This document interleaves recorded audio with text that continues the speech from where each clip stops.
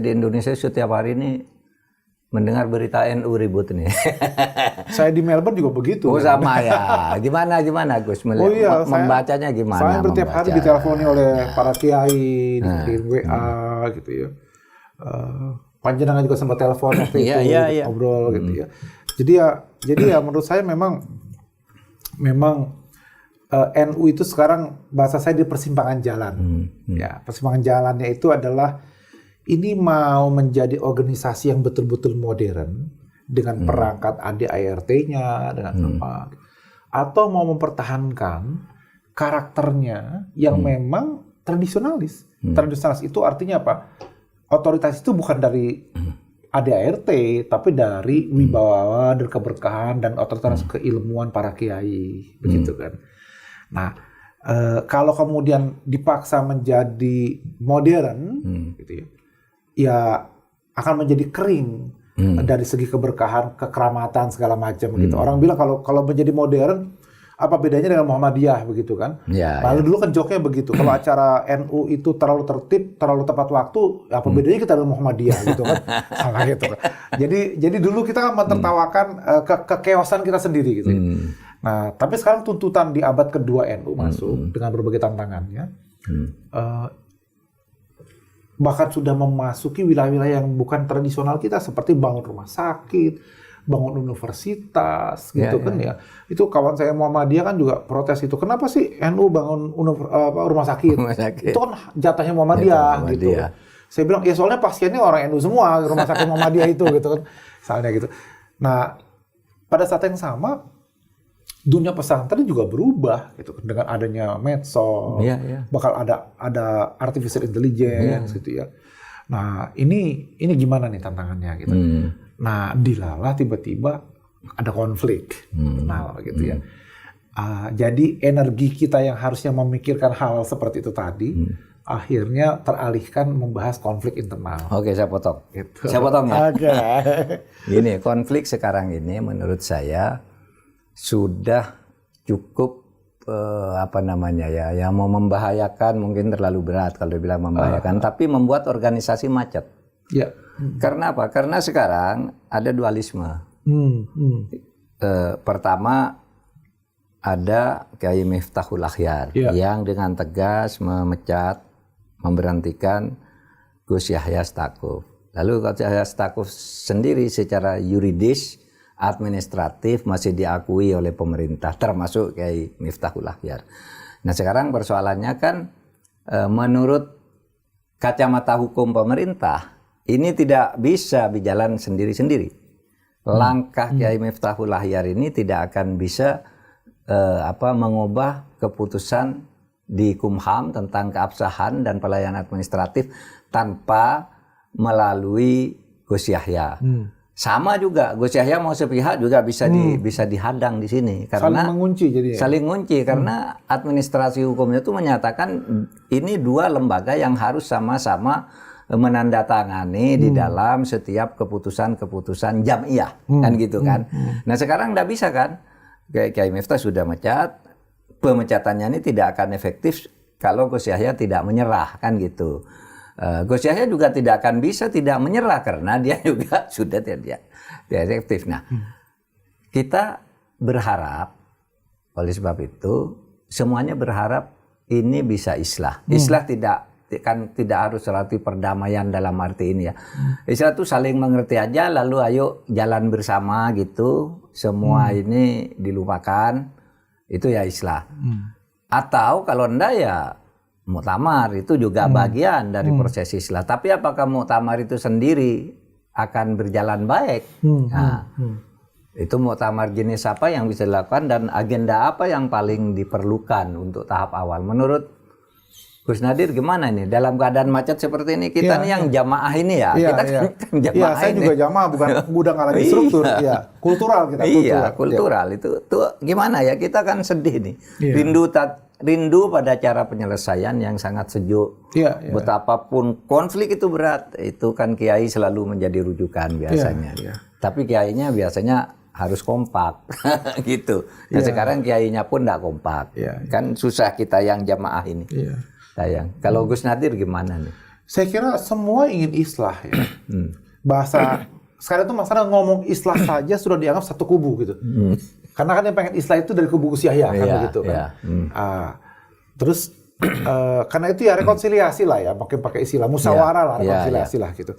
Tapi masalahnya mekanismenya apa gitu kan. Tadi kalau kembali islah itu adalah kembali ke status quo, kembali ke 4 orang yang tidak dikotak-katik, hasil Muktamar Lampung, Ketua Umum, Rois Am, Katib Am, dan Sekjen, semua sama posisinya.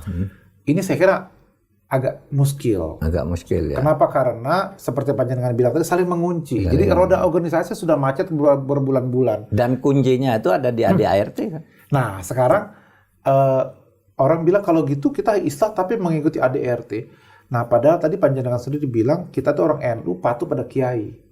Sehingga saya bikin joke yang di medsos yang membuat pada marah orang-orang itu. Saya bilang, Anda itu mau cium tangan kiai cari barokah atau barokahnya ada di ADART? Sekarang di persimpangan jalan itu tadi kita membutuhkan ADART sebagai organisasi modern, gitu.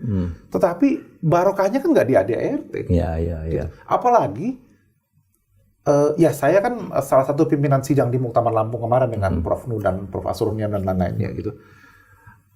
Para kiai kan tidak tahu tentang ADART itu. Di komisi ADART itu ya perwakilan para aktivis itu, para dari Tanfiziah itu. Karena kan para kiai adanya di Basul Masail. Di komisi Basul Masail membahas persoalan keagamaan. Tapi persoalan program kerja, persoalan ADART, itu yang para aktivis itu semua, level Tanfiziah yang membahas itu. Lebih banyak di Tanfiziah ya. Iya gitu. Sehingga kalau kemudian dikatakan bahwa lo masa para ulama sendiri tidak mentaati ADART yang mereka buat? Mereka nggak buat ADART, yang buat para aktivis itu. Gitu. Hanya memang akhirnya ketok palu, keputusan muktamar gitu. Misalnya. Nah karena itu kita mau ikut yang mana gitu. Kalau menurut saya akhirnya memang kembali kepada sejarah NU, bahwa NU itu adalah Nahdlatul Ulama, kebangkitan ulama gitu. Jadi memang yang keunikan NU itu dari ulama. Cuma masalahnya kan sekarang disinyalir, bukan kata saya, disinyalir sedang krisis ulama dan krisis tokoh kita nih. Gitu kan. Terbukti bahwa ternyata juga tidak ada ulama yang bisa ditaati, menyatukan. Dulu tuh zaman Gus Dur ada Kiai Langitan misalnya, gitu kan. Sekarang ini Kiai Bumi semua nih. Nggak ada Kiai Langitan. Langitnya gitu. Bahkan misalnya waktu di Peloso dan Tebu Ireng gitu, para masyaikh gitu kan. Orang bilang, iya memang yang hadir para masyaikh, tapi mereka sudah terlalu sepuh, mereka tergantung apa kata Gusnya, kata anak kiainya yang mendampingi gitu. Gitu. Jadi sebetulnya itu belum tentu suara para masyaikh gitu. Itu adalah suara para gus-gusnya yang memberikan informasi kepada para kiainya, lalu melalui lisan kiainya, lisan abahnya disampaikan gitu. Nah, itu kan juga jadi persoalan. Kemudian muktamar tadi kan, udah semua juga selesaikan di muktamar forum tertinggi gitu. Jangan sekadar rapat pleno kayak kemarin gitu kan. Tapi muktamar yang mana nih? Apakah dan siapa yang menyelenggarakan? Panitianya? Ya, panitianya orang siapa? berempat tangan-tangannya udah nggak ada? Iya itu gridlock ya. Iya, ada muktamar awal 2027, muktamar biasa. Apakah ini menjadi muktamar biasa yang dipercepat?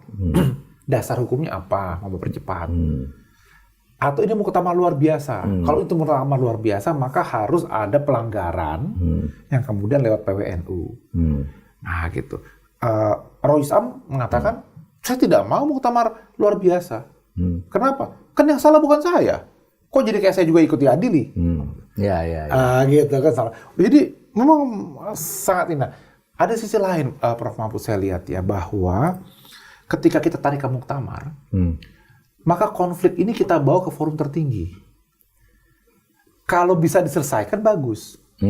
Kalau tidak selesai, maka konfliknya forum tertinggi itu menjadi tercemar. Dan saya menduga makin pecah. Gitu. Malah ada 2 muktamar nanti. Ada 2 PBNU. Nah, gitu. Ada positifnya sekarang ini. Masing-masing dari ketua umum Gus Yahya yang masih mengklaim masih sebagai ketua umum mengirimkan bantuan ke bencana Sumatera. Pejabat ketua umum kayak Zulfa yang merasa juga sah juga mengirimkan bantuan. Jadi bagus. Jadi bagus kok. double, dua-duanya mengirimkan bantuan. Gitu kan. Amalnya bertambah. Amalnya bertambah. Itu sisi positifnya. Gitu kan. Nah, sisi negatifnya ini sampai ke nanti SKPWNU, PCL segala macam gitu. Nah, karena itu menurut saya sebelum ke muktamar, mari kita berpikir beyond konflik nih. Ini what next? Apa nih yang berikutnya mau kita lakukan terhadap NU? Bisakah kemudian kita melakukan reformasi internal sebelum kita mencari penyelesaian masalah? Jadi kalau masalah ini tadi kita selesaikan secara ad hoc parsial, kemungkinan akan terulang lagi seperti dualisme tadi. Ada Rois Am, ada ketua umum merasa sama-sama dipilih di muktamar, sama-sama mandataris muktamar, gitu. Siapapun yang menang, yang kalah pasti akan melawan. Betul, gitu ya. Sampai ke pengadilan segala macam gitu. Padahal tradisi kiai adanya Surya Tanfizia itu kan seperti di pondok pesantren, ada kiai sepuhnya pengasuh, ada lurah pondok. Ada lurah, ya. Lurah pondok ini santri. Santri itu kan ikut kepada kiai. Tapi karena santri ini merasa dia juga dipilih oleh muktamirin di forum tertinggi juga, sama-sama, begitu kan. Nah, jadi masalah gitu kan akhirnya. Jadi karena itu saya mengusulkan gagasan saya yang sedang saya coba bicarakan dengan sejumlah pihak. Semoga nanti panjenengan juga bisa mengoreksi dan menyempurnakan begitu kan. Menurut saya memang ini meskipun agak takut-takut ikut ngomong tuh sekarang agak khawatir nanti dikira memihak yang satunya. Betul. Padahal kita ingin dua-duanya bersatu kan. Wah, gitu saya sudah babak belur di medsos itu. Sudah babak belur saya. Gitu kalau saya agak membatasi diri, nanti dikira saya memihak si A si B. Betul. Saya hanya bicara ini loh secara hukum. Kalau Anda begitu, Anda akan dapat apa-apa dua-duanya. Iya. Dan pernyataan apapun pasti akan dipelintir nanti sesuai itu gitu ya. Jadi ya. Ini gimana tadi? Penyelesaiannya internal sebelum muktamar. Iya. Ada 5 lembaga yang mesti kita permanenkan. Pertama Alul Hali wal Aqdi. Ini adalah Ahwa ya, Alul Aqdi. Ya. Ini kan selama ini sejak muktamar Jombang yang mengangkat Rois Am itu Alul Hali wal Aqdi. Jadi muktamirin peserta muktamar itu memilih 9 kiai. Kiai yang terpilih suara terbanyak ini rapat dan menentukan siapa Rois Amnya. Di Jombang seperti itu, di Lampung juga seperti muktamar. Tapi ternyata Alul Hal Waqdi ini, lembaga ini tidak permanen, tidak ada di ADRT. Gitu setelah selesai muktamar, selesai, hilang hanya fungsinya. Ada di tata tertib pemilihan ya? Iya, begitu. Di ADRT disebut, tapi dia tidak dipermanenkan. Tidak dipermanenkan. Setelah muktamar selesai, tugasnya berakhir. Itu yang pertama. Yang kedua, ternyata dia hanya mengangkat. Padahal kalau dalam bahasa Arab, Alul Hali wal Aqdi itu, Aqdi itu kemudian dia mengikat, Hal itu melepas. Teorinya, dia yang mengangkat, dia yang melepas. Dia lepas. Nah, jadi kalau kemudian ini kita permanenkan, maka Alul Hali wal Aqdi bukan hanya bisa memilih Rois Am, tapi dia juga bisa memberhentikan Rois Am. Jadi ada checks and balances mechanism di situ. Tapi tidak sembarangan bahwa dia bisa memakzulkan Rois Am, pimpinan tertinggi itu, setelah rekomendasi Majelis Tahkim. Maka Majelis Tahkim juga harus kita reformasi dan dipermanenkan di ADRT. Majelis Tahkim yang ada sekarang itu lewat peraturan perkumpulan di bawah ADRT. Isinya adalah orang-orang yang konflik sekarang. Ada Rois Am di situ.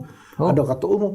Jadi bagaimana mungkin dia yang konflik, dia mengadili dirinya sendiri. Bahkan juga ada konflik interest misalnya. Ada Mustasar, Gusmus, tapi Gusmus itu kan pamannya Gus Yahya umum. Ada Katib Am itu juga masih saudaranya Gus Yahya. Nah itu kalau di Barat kan dia harus mengexcuse dirinya. Di dalam tata hukum juga seperti itu kan, di hakim juga tidak bisa kan begitu. Ketika ada konflik of interest gitu kan. Nah berarti kan harus diatur tuh tatanya. Terus yang lembaga berikutnya Mustasar yang sudah ada. Nah Mustasar ini seperti One Team Press lah, atau Dewan Pertimbangan Agung zaman dulu gitu ya. Dia bisa memberi nasihat tapi tidak mengikat gitu. Ini biasanya para kiai sepuh nih ya. Dan ini pun juga tidak aktif. Juga jarang datang, jarang diundang. Kalau diundang pun juga jarang datang begitu. Terus Surya. Nah Surya ini dulu itu Rois Akbar Hadatus Syekh, kemudian menjadi Rois Am. Karena itu menurut saya Surya ini ya kembali kepada supremasi Suriah, bahwa NU itu Nahdlatul Ulama. Nahdlatul Ulama. Nah, hanya masalahnya di masa Gus Dur saja ada istilah Suriah itu wujuduhu ka'adamihi. Keberadaannya seperti tidak ada. Karena dominasi Tanfiziyah terlalu besar. Sehingga Kiai Hasyim Muzadi menyatakan itu setelah beliau tidak lagi punya Tanfiziyah, beliau mencalonkan diri sebagai Rois Am di Makassar dan di Jombang, tapi gagal. Gitu. Beliau ingin memberdayakan Suriah. Gitu. Karena lagi-lagi banyak sekali pengurus Suriah, tapi yang datang rapat pun sedikit. Karena juga itu para kiai-kiai yang sibuk ngajar pesantren gitu kan. Nah ini Rois Am betul-betul harus yang mengendalikan organisasi. Karena itu Tanfiziyah itu tidak perlu dipilih oleh Muktamar, cukup diangkat oleh Rois Am untuk menyederhanakan kepemimpinan sehingga tidak ada matahari kembar, tidak ada dualisme tadi itu, tidak saling mengunci gitu.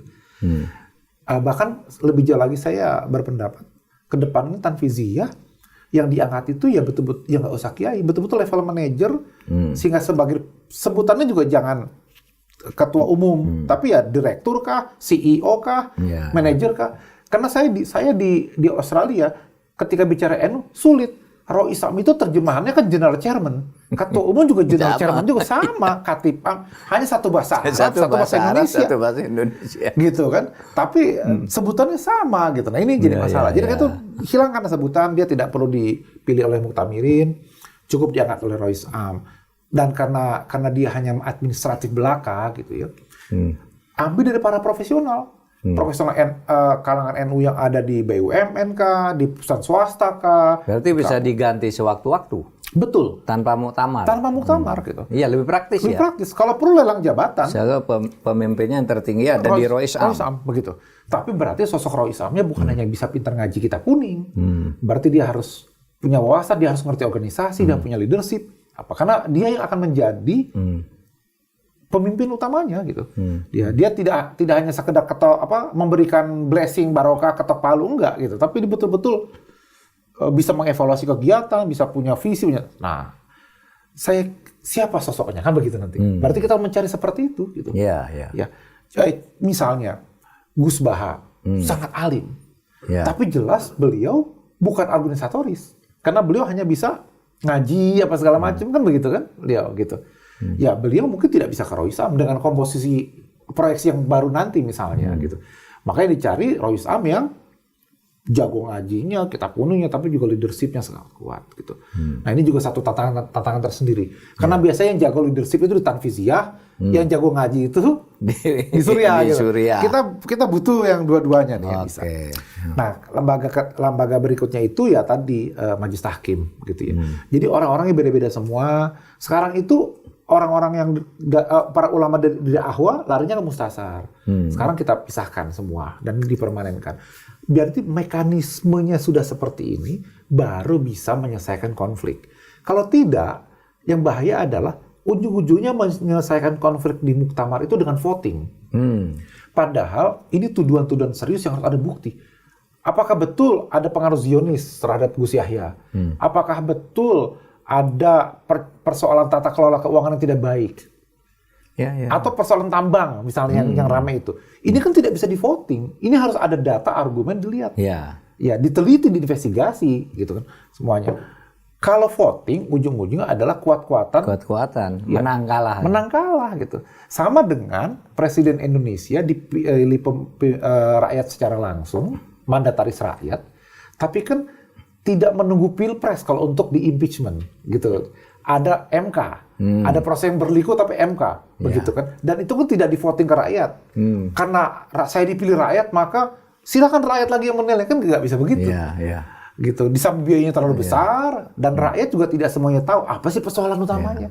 Seperti sekarang Rois Am mengatakan, bukannya saya tidak mau memberikan kesempatan tabayun, justru itu bisa membuka aib. Gitu misalnya gitu. Nah, jadi ini batasan-batasannya gitu loh. Nah, jadi karena itu menurut saya mekanismenya dulu ya. Oke. Gitu. Ya, baik. Gus, terima kasih. Jadi kesimpulannya gini lah, NU dalam keadaan sekarang ini PBNU terus terang meskipun kedua pihak mengakui sama-sama jalan, sama-sama bisa melaksanakan tugasnya, tapi praktis ini tidak bisa. secara hukum macet ya. Iya, Macet. secara hukum administrasi tidak jalan Nggak ini jalan. sekarang. Coba Iya. minta pelayanan ke pemerintah tidak bisa kalau seperti sekarang kan harus empat-empatnya Iya, nih. betul. Yang ini. Bahkan Nah, sekarang, baru nanti baca di grup WA, ada satu SK kepada PCNU di satu tempat untuk menyelenggarakan konvercap.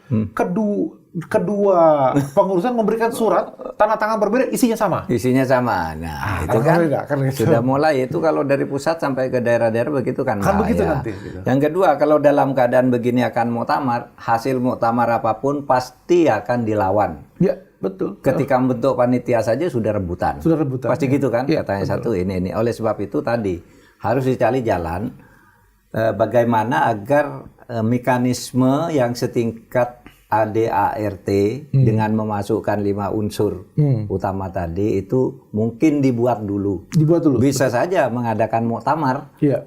khusus untuk itu dulu. Iya. Gitu kan, kompak di situ dulu lalu ini diselesaikan secara baik-baik. Mudah-mudahan ini bisa ya. Mudah-mudahan. Karena kalau tidak ini nampaknya akan macet terus sampai kapanpun akan pecah. Semuanya ingin islah, semuanya ingin damai, Iya. tapi mekanismenya sepakati dulu. Iya, iya. Dulu gitu kan. Iya, mekanisme dulu. Kalau mau muktamar untuk ngatur mekanisme mungkin tidak ada yang keberatan karena tidak ada yang menang dan kalah. Itu kemenangan bersama gitu. Betul. Tapi kalau muktamar langsung ganti kepengurusan pasti itu akan dilawan oleh yang kalah. Iya. Dan ketika membentuk panitia pasti rebutan sehingga pemerintah tidak akan ngakui dua-duanya juga kan kalau rebutan. Ada masalah khusus yang diurus gitu sampai berkeliling gitu. Saya sebetulnya sedang melakukan penelitian ini, Prof. Mahfud. Oh, penelitian Gitu. Jadi kami mendapat dana riset dari pemerintah Australia untuk melakukan penelitian. Jadi saya, Profesor Tim Lindsay, Profesor Jeremy Kingsley. Jadi kami bertiga nih penelitian gitu. Jadi kebetulan yang diculik ke sini cuma saya nih. 2 orang bule ini belum berhasil diculik. Nanti next time kita culik bareng-bareng ke sini. Saya kenal dengan Tim Lindsay. Iya, betul. Dulu kan pernah kita kan ketemu di Australia. Betul, ya. Nah, Gitu, apa yang diteliti ini? Ya, jadi Politik apa hukum apa syariah apa ekonomi? enggak, jadi judulnya itu The Obstacles of Contract Enforcement in Indonesia gitu. Jadi hambatan dalam mengenforce kontrak di tanah air gitu ya. Jadi ide dasarnya itu begini, Prof. Mahfud. Indonesia dengan Australia itu sudah ada agreement namanya ICEPA gitu ya. Jadi itu sebelum COVID. Sebelum COVID ya. Bagaimana kemudian kalau ada perdagangan dari Indonesia ke Australia, begitu sebaliknya itu dipermudah gitu ya. Tapi setelah sekian lama, ternyata volume perdagangan Australia ke Indonesia tidak meningkat. Yang justru meningkat itu ke Vietnam, misalnya gitu kan. Australia Vietnam yang meningkat. Betul. Tapi Australia ke Indonesia dari data yang ada itu tidak meningkat, sehingga menjadi pertanyaan. Padahal sudah ada agreement memudahkan. Bahkan di dalam negeri kita sudah punya undang-undang cipta kerja. Gitu ya. Saya termasuk yang mengkritik dulu. Saya bilang ini undang-undang TikTok, belum diketik udah diketok, begitu kan? Dulu gitu. Tapi ya sudah berlaku apa begitu ya. Nah, tapi kok investor asing nggak sebanyak yang kita inginkan? Ada apa masalahnya?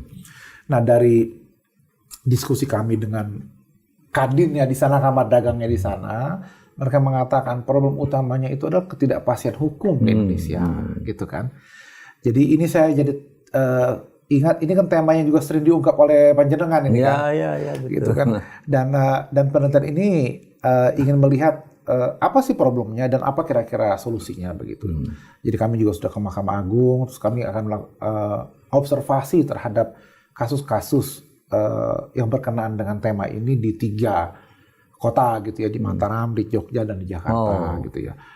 Jadi nah problemnya adalah di kita itu mau menyelesaikan dispute gitu ya, konfliknya itu ada one prestasi misalnya, itu kemana gitu. Nah umumnya perusahaan asing itu menghindari ke pengadilan Indonesia. Jadi mereka taruh. Tapi misalnya disebut di dalam kontrak ya. Di kontrak. Kalau terjadi dispute, ambil pengadilan di mana kan gitu. Bisa. Atau yang mereka ini kan ke arbitrase, Bro. Ke arbitrase. Ya, baik arbitrase Singapura ataupun yang di Bani gitu kan. Tapi ternyata begitu perusahaan Indonesia kalah di arbitrase, dia gugat lagi ke pengadilan gitu ya. Never ending story gitu ya. Nggak mau kalah. Nggak mau kalah gitu kan. Nah, terus kalaupun ternyata menang yang dari pihak asingnya sudah inkrah begitu, ternyata eksekusinya juga tidak semudah itu gitu. Padahal menang. Padahal menang gitu kan, objeknya sudah berubah, tidak ada, atau begitu mau dieksekusi ternyata ada perlawanan dari pihak lain, pihak ketiga gitu. Terus banyak, bahkan ada satu hakim yang kemarin yang kami temui di Jogja mengatakan sampai ada 11 kali perlawanan. Gitu. Bermacam-macam gitu, tiba-tiba tekniknya untuk menghalangi terjadi eksekusi padahal sudah menang dari pihak asing. Nah, ini salah satu hal yang kita pelajari, apa sih gitu problem di kita dan gimana solusinya gitu ya. Ya macam-macam lah. Ada yang mengatakan bahwa karena kan hukum acara perdata kita masih ikut yang zaman Belanda gitu ya. Ada yang mengatakan bahwa jurusita kita kapasitasnya masih ini. Ada yang mengatakan ini harus ada mulai digitalisasi, macam-macam lah gitu. Nah itu yang kami pelajari gitu ya, sebagai riset gitu ya. Ya memang di Indonesia problem itu kan yang sering terjadi adalah jaminan kepastian hukum bagi investor. Bukan hanya investor luar negeri, investor dalam negeri juga banyak yang begitu. Terkadang diwarnai dengan langkah-langkah koruptif. Di pihak pemerintah misalnya, orang mau investasi dipersulit macam-macam gitu. Nanti kalau dipakai uang keluar izinnya, atau sudah dijanjikan dapat izin, ada investor lain yang nyuap lebih banyak gitu, lalu dibatalkan. Dan kalau berdasar hasil penelitian atau survei yang dilakukan Transparansi Internasional itu kan jelas ada di DPR ada conflict of interest, di pemerintah ada facilitation payment gitu, lalu macam-macam. Orang disuruh bayar, bayar ya. Kamu kalau mau ini bayar yuk, bayar sekian gitu. Nanti kalau ketahuan ditangkap kan, lalu yang bayar ini dibilang nyuap, padahal dia diperas gitu. Itu banyak sekali. Jadi orang susah mau berinvestasi di sini. Kadang-kala orang sudah dijanjikan, nanti ada orang lain lagi diganti oleh orang lain, bahkan ada yang dikasih ke keluarganya, atau pejabat-pejabat tuh bisa bikin perusahaan sendiri atas nama orang lain, lalu dia yang pakai kontrak di sini. Nah, itu hasil penelitian, bukan hasil fitnah. Seperti halnya ini kan pengalaman lapangan kan, betul. Yang Gus Nadir, saya juga itu hasil temuan masyarakat. Nah, oleh sebab itu kalau situasinya begini terus ya, kapan investasi di Indonesia mau berkembang baik kan?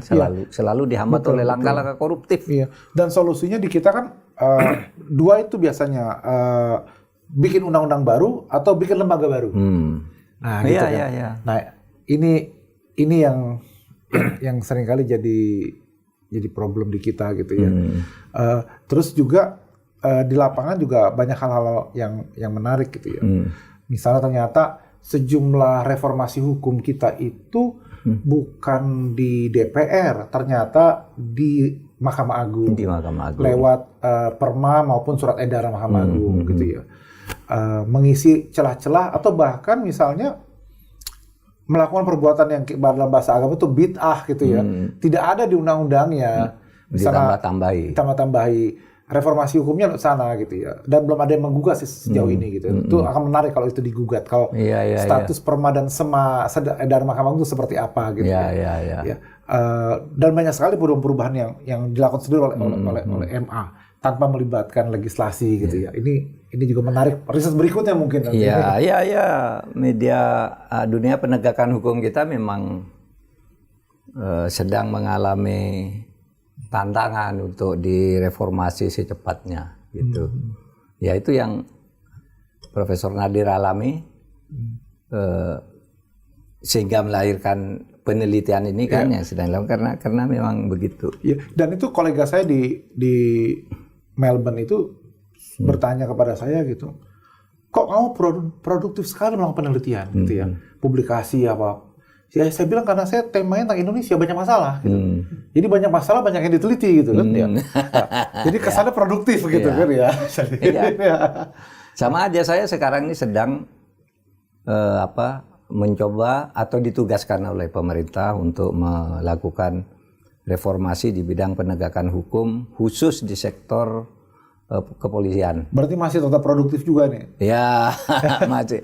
Gini, saya tuh sebenarnya sudah pengen banyak di rumah aja. Saya di rumah tuh ya sudah perbaiki rumah, membuat studio di sana sendiri gitu. Tapi ini harus membantu ini dulu, percepatan reformasi Polri di Indonesia.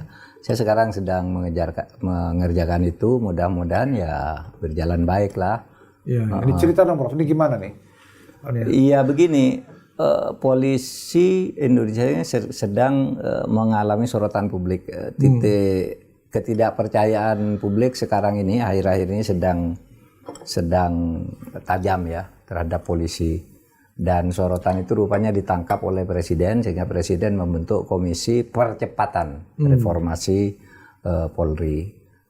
Ketuanya Pak Jimli, saya anggota dan ada 8 orang anggota lainnya, sehingga ada 10 anggota. Ya sekarang kita lagi menghimpun aspirasi masyarakat. Apa sih yang Anda lihat tentang Polri? Terus apa usul Anda gitu? Kesimpulan saya sementara gitu, kalau dari sudut aturan itu kepolisian tuh udah relatif sudah bagus gitu, sehingga tidak perlu ada perubahan menurut saya dari sudut aturan ya. Baik mengenai strukturalnya maupun instrumentalnya, ya perlu perbaikan dikit-dikit lah. Yang banyak itu kan di budaya, kulturnya itu sudah sangat rusak. Ada kultur hedonis, flexing, pemerasan, backing-backingan, membelokkan perkara, menutup perkara, tidak jelaskan perkara dan sebagainya. Sehingga kesimpulannya tuh polisi kalau aturannya sudah benar, setiap ditanya apa sih masalahnya, loh itu kan sudah ada aturannya, berarti dilanggar itu aturannya sudah begini, seharusnya begini. Kenapa ini tidak berjalan yang seharusnya? Nah reformasi yang akan kita gali ini kalau begitu, cara menyelesaikan antara idealita dan realita ini ada apa di tengahnya, harus kita cari gitu. Nah sehingga kita sekarang ya ngimpun dulu lah. Misalnya kalau masalah strukturalnya itu apa? Ada yang bilang masalah strukturalnya itu karena polisi itu tidak punya atasan politik antara presiden dan polisi, sehingga perlu ada kementerian. Ada yang bilang begitu. Tapi juga enggak juga kata yang lain. Kenapa? Kan dulu sudah didiskusikan lama di awal reformasi bahwa itu yang bagus langsung ke presiden agar lebih cepat. Kalau begitu apa dong? Nah, mungkin ada pengimbang di sampingnya. Kompolnas mungkin perlu naik statusnya menjadi counterpart.